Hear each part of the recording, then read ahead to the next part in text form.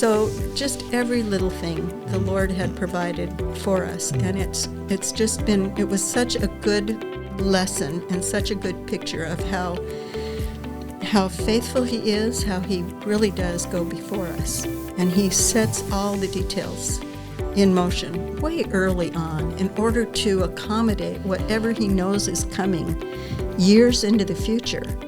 Welcome to this week's episode of the His Hill Podcast. My name is Kelly Doherty, and I'm your host.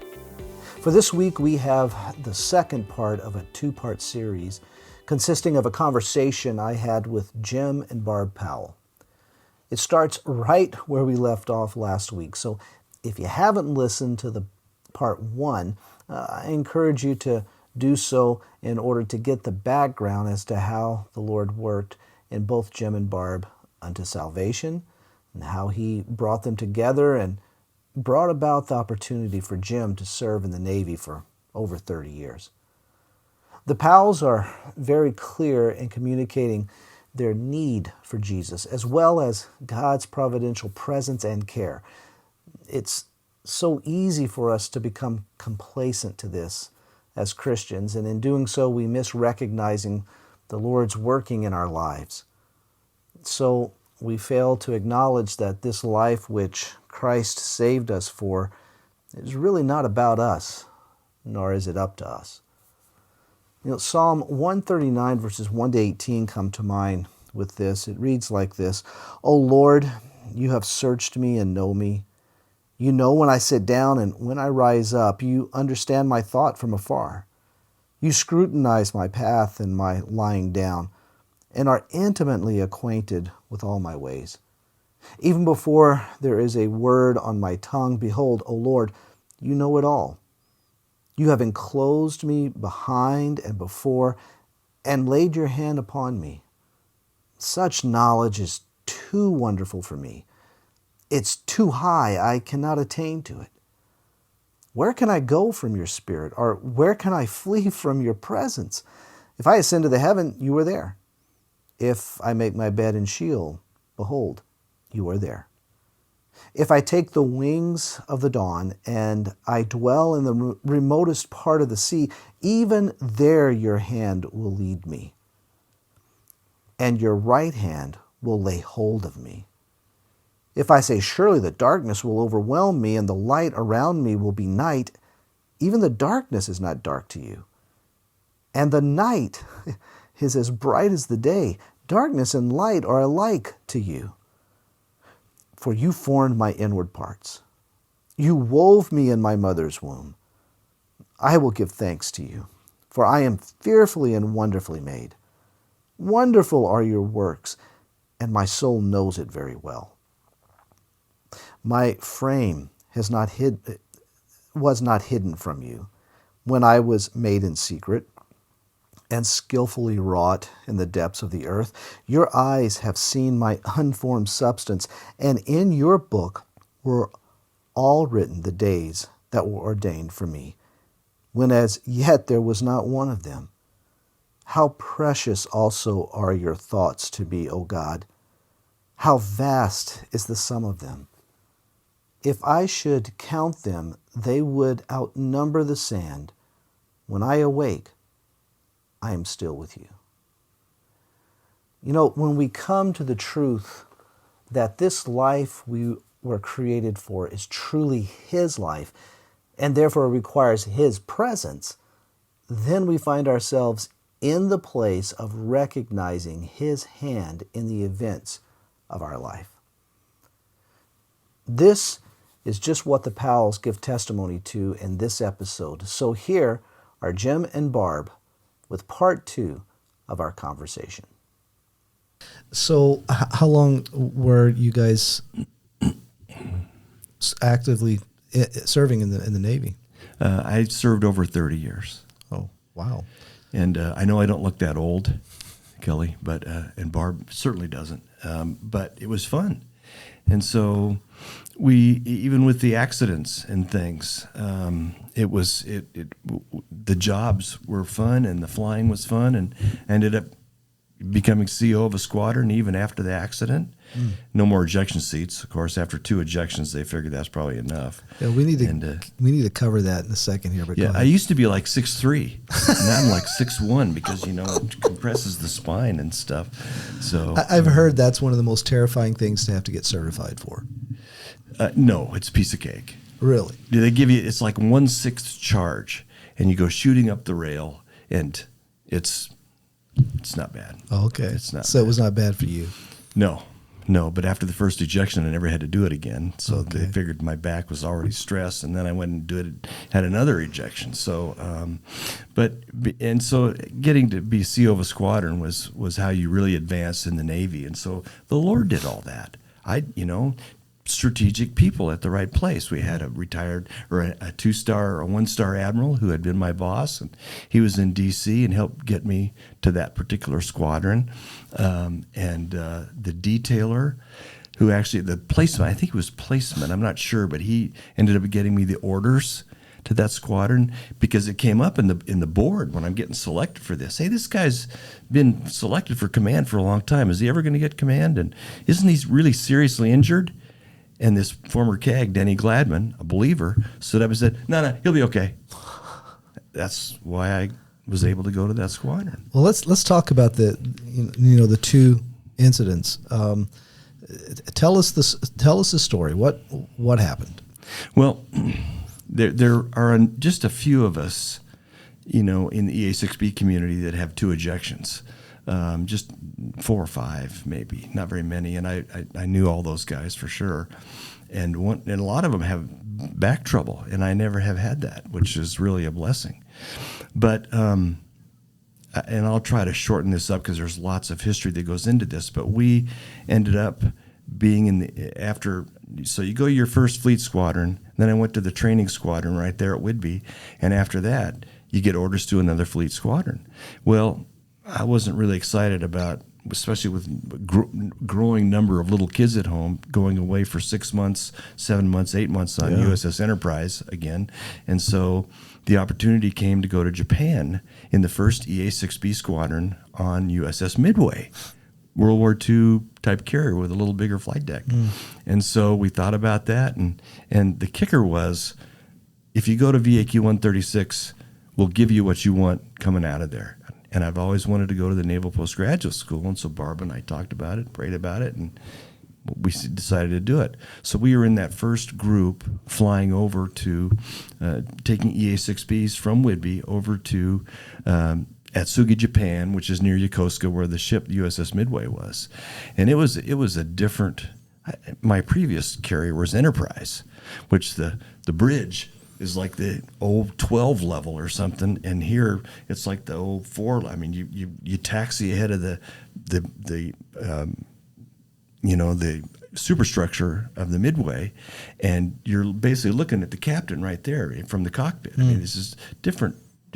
Only 3 wires, lots of different. But the pilot flew with, that's for your landings. Yes, yeah. The arresting gear, the wires. We only had 3. All the other carriers have 4. So that was made for colorful recoveries sometimes. And the pilot I flew with, Tom Wood, a believer, just a great guy. We had more fun flying off of Midway because it was an operating ship. And we would sail out of there, go to the Indian Ocean once or twice a year. We would. Was the family with you? Was everybody? Yes. Out? Okay. It was. That was the neat part about it, is they could go and live in Japan. Okay. And so we lived at this little former kamikaze field base, which was near Yokosuka, where the ship was. And so it was a little bit of a drive in, and driving in Japan is a whole new concept. But and so. The difficulty is that the ship was at one point, we lived at a different point, and up here was Atsugi, which is the field that we flew out of. And at the time, the particular CO said, our job is on the ship. In port? Really? So we did that. And so there were lots of days that Tom and I, we lived in the same housing area. Tom and I would leave and drive together to the ship really early, 6:30, 7, something like that.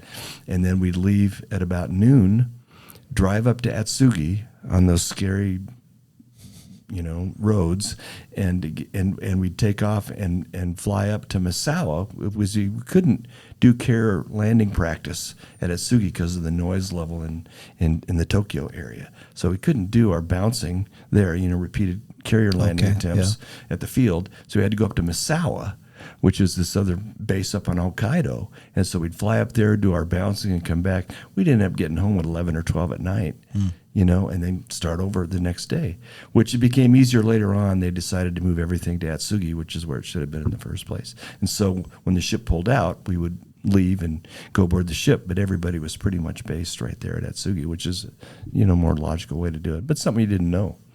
The first, the problem with taking a new airplane is how you do your mid-level maintenance, rework. Having a rework facility it was easy. It was right there. Or we'd go down to Alameda, but we didn't have it in Japan, so they had to stand up. Nippy Aviation had to stand up a rework facility for our airplanes, so you could do the maintenance. And there's some serious maintenance that needs to be done, and so they were late getting that stood up, and so we were on a detachment to the Philippines, flying out of QB Point, which is the Naval Air Station near Subic Bay, and we were flying Tom was flying on the wing of an A7, a low level, and then we'd pop up and do a jamming mission in the Crow Valley EW range there in the Philippines, not too far from Clark Air Force Base. And so it was a great site to practice our jamming, finding the signals and jamming them and things like that. And so, but this low level at like 9 or 10 in the morning, and Tom is a serious pilot. He was not going to be outdone by that A7 light attack guy. So he was following him really close, and he was doing, good formation flying. I've never been on a bumpier low level because all the thermals coming up from the jungle and everything, they were just bouncing us around like I couldn't believe. Well, it turned out we had extended that airplane beyond its rework because the thing wasn't ready to go, and the aft fuel cell had failed. And so it actually, because of all the bumping around, the aft fuel cell had failed and dumped fuel into the fuselage of the airplane. And so we're doing our jamming mission and dropping chaff, which is a direct current squib that fires it out of the bottom of the airplane. And we're doing our jamming. And then all of a sudden, I'm in the back left seat, mission commander seat. Tom's flying in the pilot seat. There's 4 of us. And all of a sudden it becomes really rough. It's like Tom had taken the stick and going like this. And I'm kidding him. I said, "Hey, T. Wood, would you try to be smooth up there? We're trying to do a mission back here." And there's silence. And then he says, "We got problems." And so a bunch of different lights came on. We have an annunciator panel in the back that shows some of those lights. And one of them was a rudder throw light, which indicates that you've selected rudder throw to get out of a spin, which gives you extra rudder authority. So we know something's going back in the aft birdcage, which isn't right. And then it becomes a little bit more violent. And then the airplane basically pitches up, over, and down. And we're at about, 10,000 feet, something at that point. He said, "Well, we've got problems. We're going to fly back to QB," and he started to climb out for the trip back to QB Point. And so it became more violent, pitched up, over, and down, and all I'm seeing is green and flame from the back. And about simultaneously, I told Tom through the ICS intercom system that, "Hey, we're on fire." And the right front seater said the same thing. And so then he's trying to, he doesn't know what the situation is, if we're in some sort of a spin or post-stall gyration or something. So he's trying to save the airplane. And I said, "We're on fire. We need to get out of this airplane." And so he initiated command eject, which in the EA-6B, I went with no delay immediately, and then 0.4 second to the right back seat, another 0.4 seconds to the right front, and then another 0.4. So 1.2 seconds by the time Tom gets out. And we just go through the canopies. Because if you've got these clamshell canopies and you're trying to jettison a canopy with guys are ejecting and stuff, it wouldn't be good. I mean, it's already like the 4th of July with 4 guys ejecting out of this airplane. Okay. And so the first thing I did, I got in my chute, and I looked down and I saw the 3 chutes below me. So Tom did get out and had a chute and everything. And plus there was all these little the chaff that we use to cause radar, big radar targets, is this aluminized fiberglass, little various sections for radar wavelengths.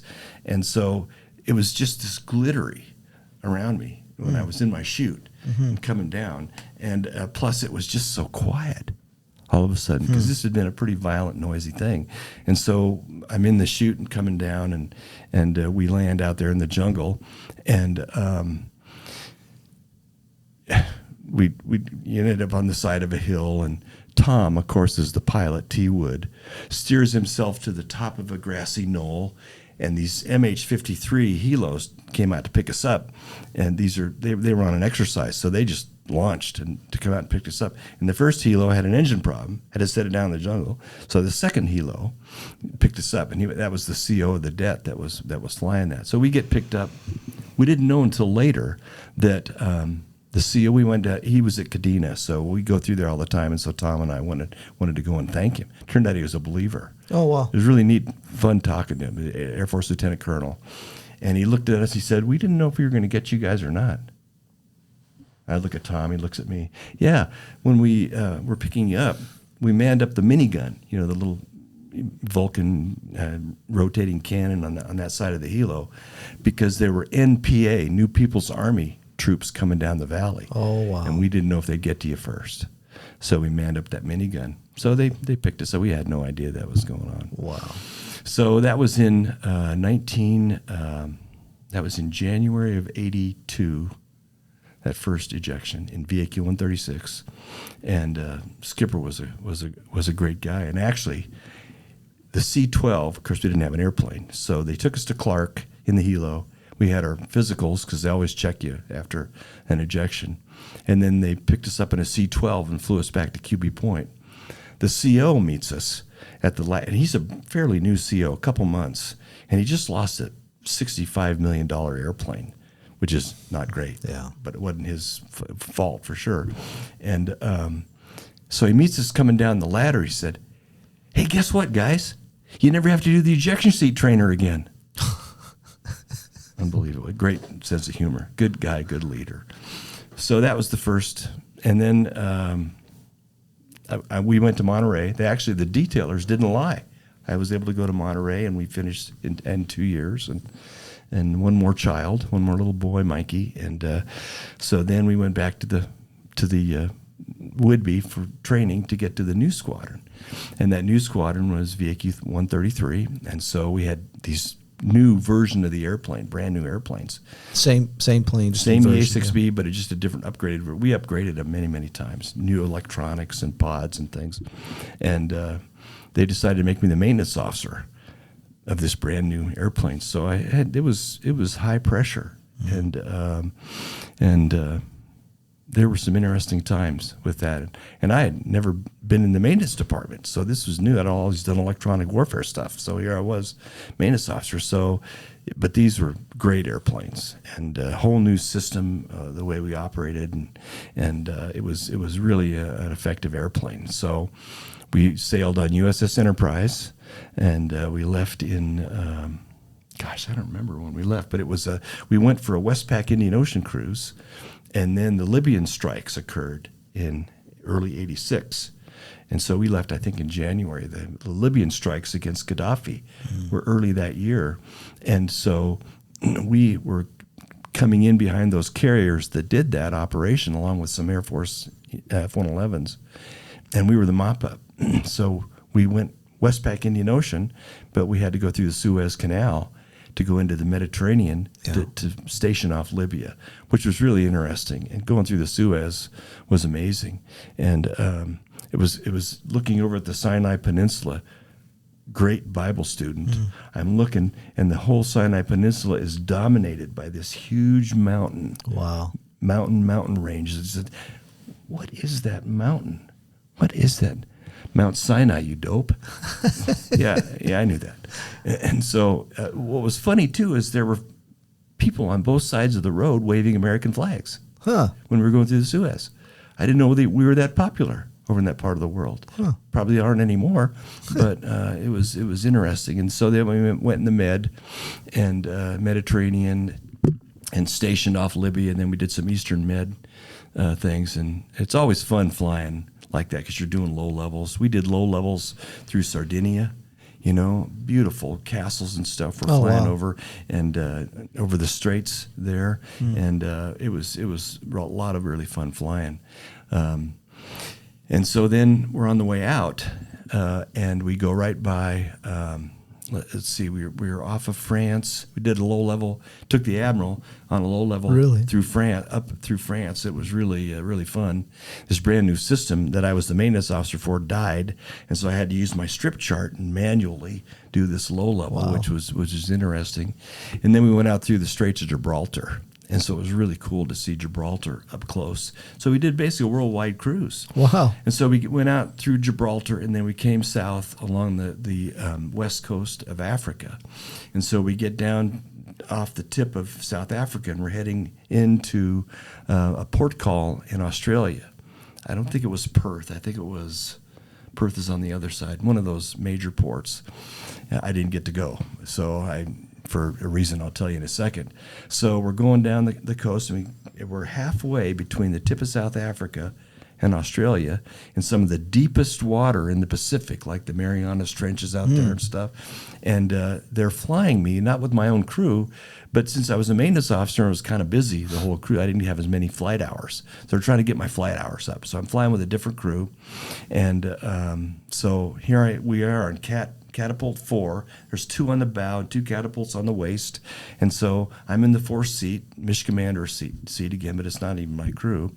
And so some distance down the catapult track, the stabulator, the stab in the back, disconnects and goes full leading edge down, which is sort of an A6, EA6B thing. It's a good thing it goes that way, because if it went this way, you'd dribble off the end of the deck, but it goes full leading edge down. So at the end of the cat track, and we had this sharp young pilot, Ro King, who we've seen him a few times, just a great friend.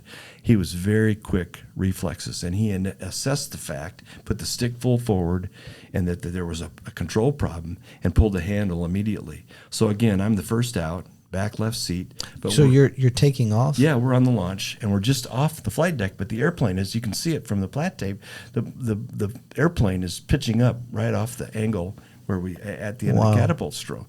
And so, but Ro analyzes it immediately, pulls the handle, command ejection. So I'm the first out again, but we're so low to the flight deck that I'm basically over the flight deck when I get blown back. I'm at 40 knots of relative wind, so a lot of relative wind, and so I'm blown back across the flight deck, and the airplane falls off on the starboard wing, the right wing, and those guys all go in the water, and they're fine, and because we have a lot of gear to protect you in the water.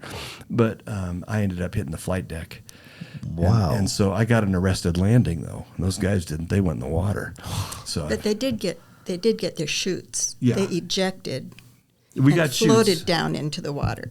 Okay. They didn't go in the water with the Without plane. the chute. This is Okay, my yeah, yeah. story. Not with the plane. Dear, this I'm is my sorry. story. Okay. And the thing is, I didn't float down anywhere, but You just hit the deck. we had 40 knots of relative wind. I had a chute. People have asked me many times, did you even get a chute? Oh, yeah, had a full chute, but it's a 40 knots of relative wind. So then I hit the flight deck and hit the side of an A6 and broke a bunch of tie-down chains and that kind of thing. So lots of injuries. And I remember waking up on the flight deck with the CO of the squadron standing over me. He was a good guy, Rich Bennett, standing over me. And I remember telling him, Skipper, I'll be okay. Just get me back to the ready room. I'll be okay. Just get me back to the ready room. I'll be fine. Yeah, sure, Jim Bob. Yeah, you look fine. Yeah, you look in great shape. He's a good guy. And so, but I wasn't. And so then they took me down to medical, and I don't remember a lot of that next day or so because I was on so much morphine and everything. But both ankles were sort of crushed, and the hip was cracked down to the ball joint. The left arm everything was broken in the left arm. I didn't have an elbow. It was actually scraped off on the flight deck. We have that rough non-skid. It was all scraped off. I had non-skid here in the arm and broken arms and everything. Every bone was broken. This bone was sticking out of the arm up here. And so, but I didn't care. I was on so much morphine that, Yeah. And so there were people that came and visited me. I mean, the Admiral had come down because we flew with him, and I don't remember any of that. The CO of the ship, who I had taken maintenance message traffic up to his, at sea cabin, and to sign off on, because we had certain things with the EA-6 we had to do, and later on he apologized for having to turn the ship, and that's why I ended up coming straight down the flight. Captain, that's okay. You did what you needed to do. It helped those guys go in the water, and so I hit the deck. It didn't matter. So then the next day.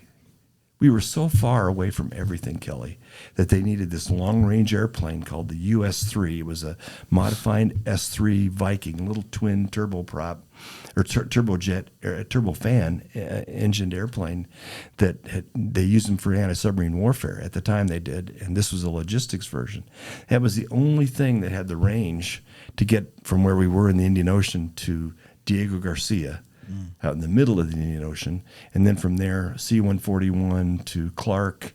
And I remember the orthopod at Clark because they took me to his clinic, his office, his facility, and he decided to reshoot all the x-rays.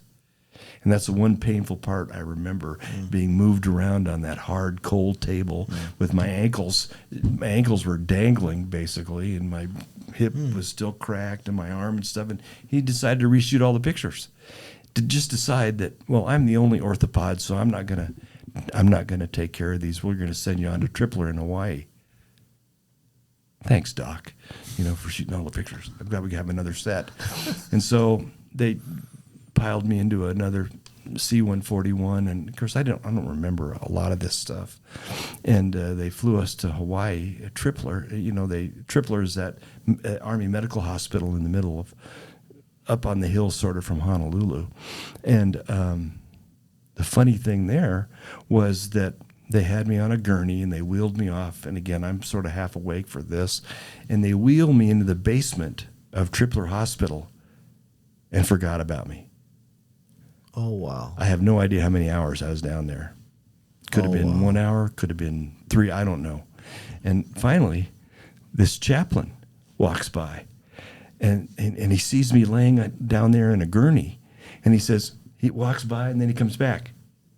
Who are you? Lieutenant Commander Powell. I was in this mishap. Wait right here. Well, Padre, I'm not going to go very far, And so he goes up and tells people, and then not within a minute or two, was descended upon by internists and orthopods, and then I was in intensive care for I don't know how many weeks. Barb came over. I had the first series of surgeries within a day or two, and that's when they flew Barb out from, long story there, but she was in California. They flew her out. From there, they left the kids with the parents, which is really strategic. The little boys were there with her parents by the pool. So this is probably a good time for her to be able to come over. And so she came over and was there when I woke up from the first surgery was like 12 hours. In Hawaii? Yeah, Tripler, 11 or 12 hours surgery. And then she was there and sat by my bed for 30 days or so. Oh, my goodness. And so she became like a nurse. She was helping out. I bet. Did you check his whatevers? It was pretty good. Now, the actual accident, was it filmed? Yes, I have a plat tape of it. I can send to you. Oh, my goodness. It doesn't really show quite all of it, though, because the camera is just pointed at the planes as they take off. Right. Once they leave the deck, then the camera moves back to the next plane in the line. So the camera followed their plane off the deck and automatically moved back, and there's a little breath there before there was the realization that something had gone wrong, and they swung it back. Then you can see the splash off the bow, this, where the airplane Unbelievable. hit the water. So, Barb, what's going on in your mind in all of this? I mean, where were you when you heard about it? Well, I have to back up. Sure. My part is even longer than Jim's. Sure. Go ahead. Oh, gosh, dear. When Jim had been able to go to the postgraduate school, we had neighbors that we became friends with. And when we asked around of other people and said, where do people go to church here? They said the only place to go is the chapel. That was real unusual. Most places we had been, the chapel was not a very living kind of a body, and it was not very well attended most places. And here, all of a sudden, the only place to go is the chapel. Not that there were not plenty of other churches, but the chapel was the place to go. And so we went, and it was the place to go. We had just a wonderful chaplain who grew the chapel body, and so it was very active. And it was all young officers and their wives and young families just like ours, and so we fit in. It was really, really great. And while we were there those 2 years, I helped with Vacation Bible School. I co-directed it 1 year. And so the co-director and I had a lot of interface with the pastor, who was also very personable, and everybody knew him anyway, but we got to know each other better just because we were dealing with all the things. It was a large Vacation Bible School. That was Chaplain Cook, Dean Cook. Yes, right? so there were lots and lots of details to work out for the large number of kids that we had. And so we got to know Chaplain Cook, and we also got to know other people in the chapel. And so as it came time, orders come every couple of years or so. People start rotating out, and so the people who had been there ahead of us started getting their orders. Chaplain Cook got orders to Pearl Harbor, and our next-door neighbors got orders to Hawaii as well, and some others in our church, in the chapel, also got orders to Hawaii. When Jim deployed, so then we moved up to Whidbey, and Jim went into this squadron. They deployed. And we had 2 kids. We had 3. We had 3 kids then, 3 little boys. And we had learned by experience that when the ship comes back from cruise, the guys are not just turned loose. You can't just get off the ship and go on, take leave.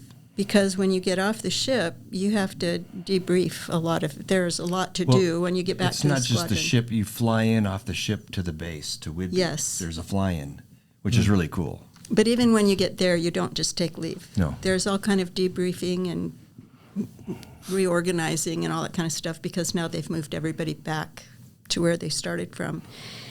And so we knew if they got home on time, there would be time for Jim to take some leave before school started for our oldest son, so that we could have some family time.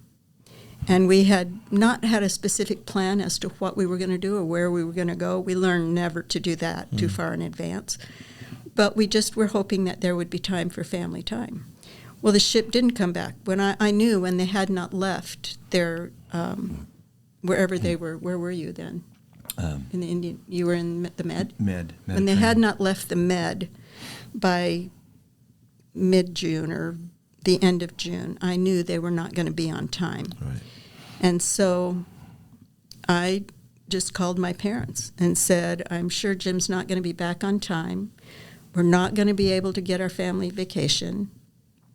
The only way that the kids are going to get any real break from just routine is if we can come down to your house for a couple of weeks. And they said, yeah, just come. So the kids and I flew down to Southern California where my parents lived. They had bought a small house after my dad's company had transferred him back down there. So my dad had always had a dream of having a pool in the backyard. Mm-hmm. Whether they looked for a house with a pool or whether the Lord just provided it for them, I don't know, but they ended up with a house with a pool. And so it was summer, and it was fun to take the kids down there. Those 3 all learned to swim in that pool over time. So we went to visit my parents, and that's where we were when the accident occurred. When Jim's first accident had happened, when we were stationed in Japan, the CO's wife, because the guys were in the Philippines when that happened. Right. We were all there in Yokosuka, and so the CO's wife just called me and she said, "Jim is fine, but There has been an accident. They had to eject. They're all getting checked out at the hospital, at QB Point or wherever it was. And then they'll be home and everything's fine. Oh, it's fine. Going to bed that night, you know, I had 2 little boys at that time, and they were young, and so life is busy when you've got little toddlers. Mm-hmm. And so it's not till a wife can go to bed at night and the silence, and that's when all the bad kinds of thoughts can come. And so it was easy to lie down at bedtime and then start thinking all the what ifs, all the what ifs, what if? And I realized that is not, there's no reason to do it. There's no point in doing it unless you're just trying to learn lessons for when it happens the next time. There's no reason to even think about what if, except to see that the Lord provided protection and you can move forward with your life. Mm-hmm. So I did not, I just went to sleep. There's just nothing to what if about or to have nightmares over or anything like that, because he was fine. So then the story is a little different then, because we were in California. It was not the CO's wife who called me. When a squadron deploys, there is an officer in another squadron who is not deploying right at that time, who's going to be there, who sort of... The wing, you're talking about Daryl at the wing, right? I'm Daryl talking Jones. about the CACO. Oh, okay. But I can never remember what the letters stand for. Casualty Assistance Calls Officer. There you go. And he plays interface between the wives and the ship when there's something to interface for, like an accident. Or if there's information that needs to be gotten out, he's the one that gets the information and he shares it with us. Okay. Shares it with the CO's wife, and then we have a meeting and she shares it with us. So we didn't see a lot of him. We didn't hear from him except in extreme circumstances. Well, my kids and I were down at my mom and dad's house, and on a Sunday morning at 6 o'clock, their phone rang. So I wasn't quite up yet. I was awake. I was in bed. And so I'm hearing the phone ring, and I'm thinking, this can't be good. My parents were from Milwaukee. They still had family there, so it didn't have to be a phone call for me. But I heard my mother walking down the hallway, and I knew it was for me. I got up. I met her halfway, and she said, you have a phone call. So when I picked up the phone, it was the CACO, Daryl, who said, he identified himself, and he said, Jim is fine, but there has been an accident, and he's really not fine. But he has a bunch of broken bones. That's about all we know right now. I don't know, they're going to be getting him off the ship, don't know where he's going to go. I think at that point they were planning, he told me they were going to try and get him to Australia. That was the first I knew of any destination. But he didn't really know for sure. Everything was in the works. He would keep me informed. So I started getting a call from him every day, giving me the updates until one day when I didn't get a call. So I called him, and he said, well, I haven't called because I don't have any news. And then when he said, let me see what I can find out. When he did call me back then, they weren't quite sure where the plane was that had Jim. They weren't worried about having lost the plane. It was just out of communication range. And they had not received any confirmations that he had arrived in wherever they had sent him. It turned out that they had decided not to send him to Australia. They decided it would be better to have him in a U.S. hospital. And so that my understanding is that was the reason that the decision was made to get him to at least the Philippines, which didn't work out, and then on to Hawaii, which is where he ended up. So that phone call came, the first phone call came on Sunday morning, and then on Thursday morning, he called and said, well, we've located Jim. He's at Tripler Army Medical Center in Honolulu. And because he is listed as very seriously ill, the Navy will get you there but you have to get yourself up to Travis Air Force Base. Where is that? Which is in the San Francisco area. Okay. And I was in the Los Angeles area. Mm-hmm. So I said, okay, and hung up and talked to my parents. And they said that they were willing to keep the kids so that I could go and see Jim in Hawaii. And so that was the plan. So I was able to get a flight up to Tripler that day. And then the Air Force at Tripler... to Travis. I'm sorry, I misspoke. I was able to get a plane up to San Francisco. The Air Force folks at Travis Air Force Base took very good care of me. They met me at the San Francisco airport. Oh. They put me up for the night in an Admiral's suite in the BOQ there. They got me breakfast the next morning, and then they drove me straight to the steps that went all the way up to the side where the door is, where the entrance is to a C-5, which is a huge transport that they have. And so that's how I got to Hawaii.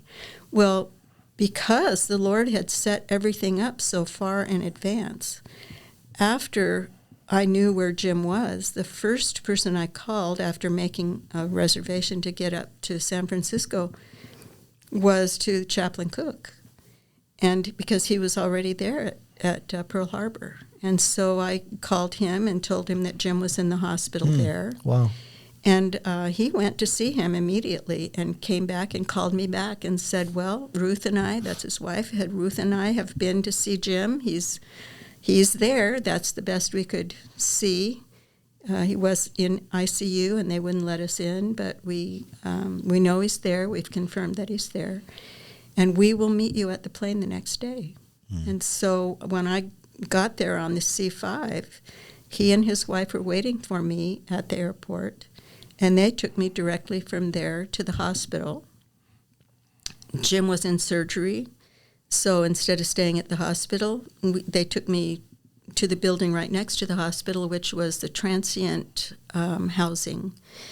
And so I was able to get a room there, and so I was within a very easy walk to the hospital. And so then they left me there, but they said, we'll send our son to pick you up on Sunday for chapel and call us if you need anything. And so that just began my routine there of getting to the hospital fairly early in the morning, hoping to catch doctor's rounds. When I got there that first morning, Jim was in the ICU. The surgery was done. I was there before the doctors came through. And so they were able to describe to me what they had done in the surgeries and what his condition was. And they had done his ankles. And left arm. He had also broken all the lower bones in both legs. So they had fixed his ankles. They had fixed the bones in his lower legs. And then they had another team that was working on his arm, so they had fixed the bones in the lower arm and cleaned up his elbow, and they had done whatever they had to do to get the bone, the compound fracture, all back together. That wound was left open. They didn't stitch it shut. They said it needs to heal from the inside out. So it had a dressing on it, but it was not stitched or anything like that. So they had been able to do that. They were very apologetic about his elbow. They said, we just couldn't fix his elbow. We have it wired at an angle, but we don't do elbow replacements, and we couldn't fix the joint, and so we couldn't do anything with the elbow. It has every place that they fixed is just full of plates and screws. It's really fun to look at those X-rays and just see what they had to do. Wow. Because it's really extensive. But he had no internal injuries. Wow. And he never had any infection. And the flight surgeons on the ship had done such a good job. It was the surgeon, wasn't a flight surgeon. Jace Hyder who was a believer. Oh, the surgeon on the Picked ship. out all the non-skid for hours. And he had they done... They told me this later. Wow. And there was not one bit of infection in this Wow. because he did that. Wow. He had done such a good job that there was never any infection there or in the compound area at all, just no infection ever. And he had no head injury. His helmet was, the helmets are made to break when they meet with the ground or whatever. Right. And his was cracked, but he didn't have any kind of neck, spinal, head injury at all. Only the Lord could have done that. Wow. The Lord just, he landed him really hard, but he made it easy, relatively speaking. So there we were in Hawaii, and the doctors said, well, you also have a fracture in your hip, and we're going to need to do surgery for that. And but you have to recover from this surgery a bit first. So maybe it was the next week or so. I don't remember the timing. So I was there. The chaplain sent his son to get me every Sunday for chapel, and then they'd have me to the house for dinner after chapel, and then I'd go back to the hospital. Our neighbors, who had received orders to Hawaii, had me over to their home for dinner several times. Our commanding officer's wife had a best friend whose husband was stationed there in Honolulu, and she spent several afternoons with me and had me to her home. Others from the church or from the chapel also came and visited and or stayed in touch with me while I was there. The Lord just had a complete, just a total support system set up for me before I ever got there. And he kept them there. I mean, they were all stationed there, but they didn't have to have continued to check on me or invite me places, because every time a surgery was completed and I would think that now I can go home, the doctors would say, well, there's another surgery that we really need to do. And so then I would call my parents and I'd say, would you mind if I stay through this next surgery? And they always said, yes, you can. And so I ended up being in Hawaii for 4 weeks. And they ended up taking care of my 3 boys for 4 weeks.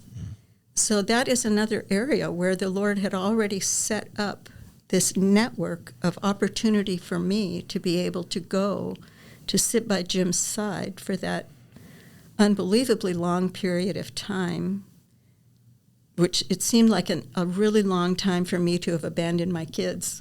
I sometimes felt like I had abandoned them, but my parents were very gracious, and God had allowed that whole setup to just work that way. So after Jim's final surgeries, which actually were on his fingers, he had a couple of fingers that also needed to have some little screws put in them to hold them together. I was able to go back to California. I was worried about beating him home. And it was also time for our oldest son to be in school. Right. So, or just about that time. But I was worried about getting there before Jim did. I wanted to be there I was worried about him getting there before I did. I wanted to be there whenever he got there. However, we knew that he was going to have to go into a hospital after they transported him from Tripler to Washington State, because neither leg was weight-bearing at that time. And so he was just going to go from one hospital to another hospital. But we called to see if he could go into our little hospital that we had there in our base at Whidbey Island, and they said, no, our hospital is just too small, and we just don't have the personnel to be able to care for somebody with those kind of orthopedic injuries at that stage. And so he was going to have to go to McCord Air Force Base, which is in the Seattle, it's south of Seattle, I think, right? So it was going to be a really long drive for me from Whidbey to there. So we didn't quite know what that was going to look like, but we had friends who lived in fact, it was his friend Zip that he's mentioned. He and his wife and their family lived in the Seattle area. So they met me, the kids and me, when we landed after we left California. And they took us to their house. And then we just were waiting patiently for when Jim's flight would arrive at McCord. We had no schedule. Nobody seemed to know when they would get there. It was just wait until you get a call that he's here. So we waited, I think, 2 days, maybe 3. I honestly have no recollection of how long we were there. When I was leaving Hawaii, Zip had flown there. And Yeah, he was my he's the one that non-medical accompanied attendant. Jim back. So his wife is the one who picked us up at the airport. We stayed with her in the house. Zip was with Jim. He showed up in the hospital with his khakis on and his wings, and the doctors would look at, "Who are you?" "I'm his neurosurgeon." He said. Good, Zip. So anyway, we waited, and then finally Zip called and said, "We're here. Come and pick us up." And I said, "What?" And he said, "Well, we've been here a while. They've got him in This was Madigan Army Hospital. And they So had it wasn't very McCord? poor, no. Oh, it They had a was- very poor reputation. McCord's right next door. Oh. And so Zip said, "We're going to break you out of here." He had called the CO at the hospital at Whidbey. Not yet. But at some point. And he's an orthopedic surgeon, the CO of the hospital. Oh, really? And he used to wear a flight jacket around great guy, went on to be an average, just a super guy. And so the most important part, and this should end it, when they came to pick me up out of Madigan, and I think Zip's with me, and Marcia and Barb come to pick me up in our Vanagon, I didn't even have any paperwork to get out. "We're going to break you out of here, Jim Bob. We're going to break you out of here." So they do. It's just like a jailbreak or something. And so Zip comes, and so there's not even any paperwork. "We're getting you out of here." So I'm in a sheet or something. I don't know what. I don't think I was naked. I hope not. And so we're going out the front door, and Zip has me under my arms, and Barb and Marsh each No, have a Barb. leg. Just Barb. No, Marcia took the wheelchair back. Okay, so at any rate, they're carrying me out, and they start laughing. They almost dropped me in front of Madigan Army Hospital because they're laughing. It was pretty funny. So, Wrap it up, dude. This enough of this stuff. well, this is my part of the story about how the Lord just provided. So there's a little more to tell about that. Yeah, tell it. Okay. So when they sort of just left him sitting at Tripler for a little, except there he was lying down. Now he's in a wheelchair. He's not doing really well in a wheelchair because he hasn't spent a lot of upright time. Everything's always been in bed or on a gurney, with small times when he was upright. And so he was really starting to fade in that wheelchair, and we did go, and Zip had told us where to find them, and we walked in the end of the building and found them in the room where he said they were, and we just pushed him down the hall and out the door. Nobody asked us a question. Nobody stopped us. We just took him and put him in the van. We had a little excitement doing that. And then we drove back to the Trowers house, and that is the point at which Zip said, I said, "What are we going to do with him here?" And it was a weekend now. And so it was Friday afternoon. Zip said, "Well, I'm going to call Whidbey Island." And I said, "It won't do you any good. They already said they can't take him." He said, "Well, I'm going to try." And so he called, and he said, explained the situation. So we've got our friend here, and he's got these orthopedic issues. And they said, "Well, just a second," and put him on hold. And they came back and said, "Well, sir, we've just had a change of command this afternoon. And the new CO of the hospital is an orthopedic surgeon. And he says that your husband or that your friend is welcome here. And so just bring him on in on Monday morning." Wow. And so we stayed at our friend's house until Sunday. In Issaquah, outside Seattle. Yeah, just that one night, 2 nights. And then on Sunday, we drove back to Whidbey. They followed us and so that they could help me get Jim out of the van. and comfortable in our house. And then the next morning we got him to the hospital, and he was admitted there until I think he was there about 3 more weeks. And then they sent him across, I don't know what body of water it is, to Bremerton. Yeah, it wasn't that long. A couple of weeks. No, it was a few days. No, it was longer than that. Well, whatever it wasn't really long. Well, I could have been on morphine, so maybe it was. I don't think you were on morphine at that point. At any rate, he was able to start his physical therapy over there at Bremerton, where we also had friends living who hosted me there for a couple of days so I could go visit there. And so all the way through that, from on my side of things, on Jim's side too, but I can only speak from my side, the Lord just had every detail worked out. Everything from, he even, and I am not a good housekeeper, but he even inspired me to clean my house from top to bottom before the boys and I left on that vacation. And so that when we got home, it was just a perfect place to walk into, and not like it normally would have been. So just every little thing the Lord had provided for us. And it's just been, it was such a good lesson and such a good picture of how faithful he is, how he really does go before us. And he sets all the details in motion way early on in order to accommodate whatever he knows is coming years into the future. That's a big God can do that. Just an unbelievable, unimaginably huge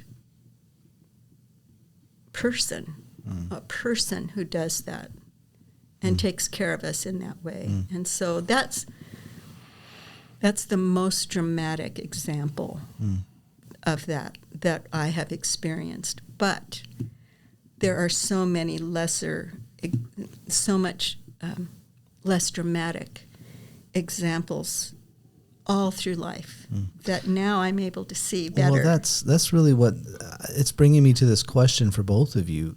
You know, you've gone through this, and quite a traumatic thing. Now, that's been the late 80s, right? Right, 86. Okay, so like 40 years ago. How has the Lord in these 40 years continued to use this to work in your hearts?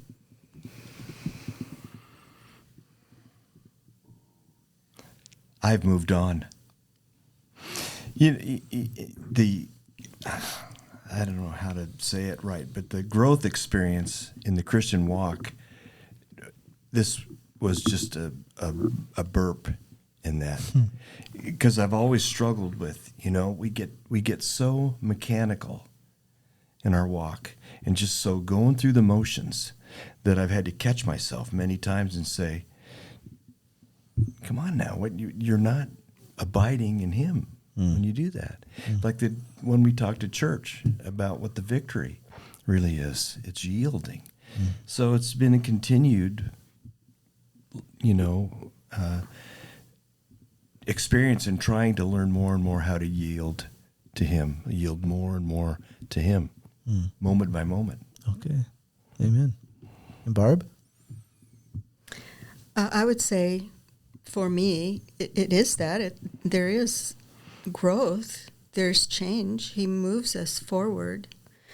But for me, it's not through dramatic, many, thankfully, very dramatic experiences or things. It's just daily life, little things that happen from day to day or from week to week, or if not in my life, in the life of a friend or even someone we hear of on our prayer chain at church. And we pray for them for a night. We get the notification and we pray, and the next day or the next week or whatever, there's just such amazingly good news. And it's only God could do that. It's God setting everything up. We were here to pray. The prayer, many prayers have gone up. God he cares about us to such a minute degree that there's nothing that's too hard for him or too small for him to care about or too much for him to deal with He's never too busy. We're told he neither slumbers nor sleeps. He's our protection. He keeps us. He guards us. He's there all the time. And he grows us in various ways, dramatic ways, where it was just, especially looking back again, seeing all the details that were taken care of so far in advance, so that just for me, I feel selfish saying that, and yet it was. I felt like just for me, he did this in this case, so that I had that support group at that time, so that I could be there where Jim was and be whatever he needed me to be right then. Over the years with the boys, watching kids grow up, you see their choices and how the Lord rescues them so many times from the consequences of, or from very serious consequences sometimes of choices that they make as they're growing up. And you can see that God is at work here. So then when, for me, myself again, as I see him working around me and without me, outside of me, then I also see him changing me. I'm hoping as time goes by that I'm becoming a little less selfish and self-centered. I'm not a particularly thoughtful person when it comes. I have friends who are very thoughtful, whose mind is always on what can I do for that other person.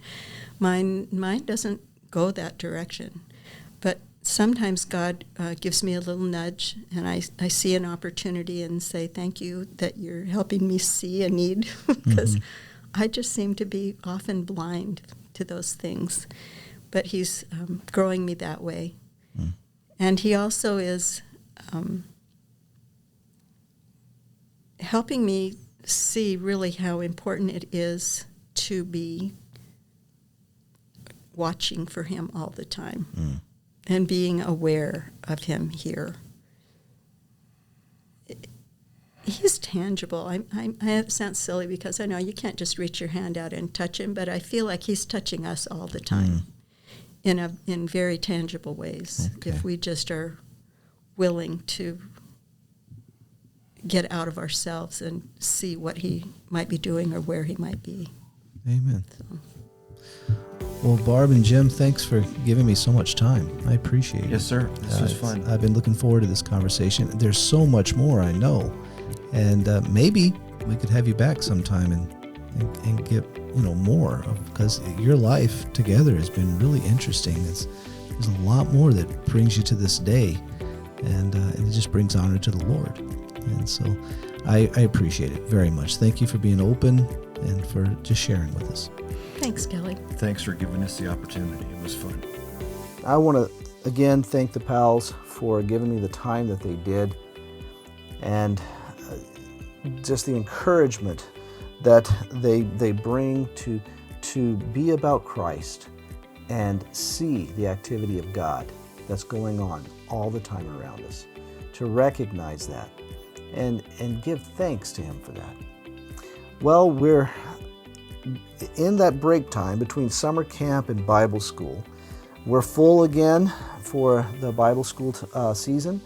Thankful to the Lord for this, and we're praying that the students' hearts be ready for what he wants to do, as well as that we as staff would know his wisdom in ministering to these students. We ask that you join along with us. We will soon be beginning renovations of the Fish House, our dining hall. And that's, pray for us with that, because that's going to be a very short window.